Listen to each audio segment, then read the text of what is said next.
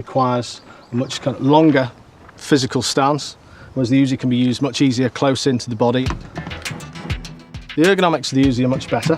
It has this design where hand naturally finds hand in case of a magazine change. That process is a lot more complicated on the AK because there is a lever here, just to be pushed forwards. The magazine then has to come out. It's a very awkward action. It's far less intuitive to change the magazine on this than it would on the Uzi. It's a small weapon, it's a handy weapon. In the close quarters of a trench, when turning around with some great big long accurate rifle is not an option, Uzi's a nice little fella to have with you. Inside the Tel Fahir bunker and many others like it on the Golan, the Uzi could have been the factor that gave the Israelis the edge. By the morning of Saturday, June 10th, the Syrians had been finally driven from their bunkers on the Golan Heights and were retreating to Damascus. The 6-day war was over.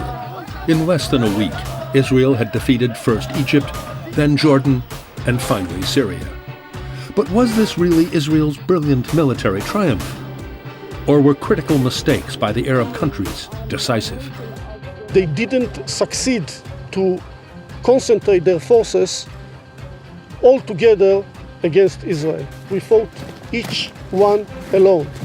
They couldn't make a real coalition and attack us all together. Though the Arab countries failed to combine their forces effectively, many soldiers in the Egyptian army believe to this day that they were not given the chance to do themselves justice in battle. They lost the war, but they not defeated because they felt we did not fight, because no chance to fight. But this was an historic victory for Israel. Never in the history of the wars of Israel so many people achieved such a huge victory in such a short time. We had a plan, it was worked in detail, it was properly trained for, and it was superbly carried out with a lot of luck. With a lot of luck. Years of training, planning, and intelligence gathering meant that Israel was able to minimize factors that were left to chance.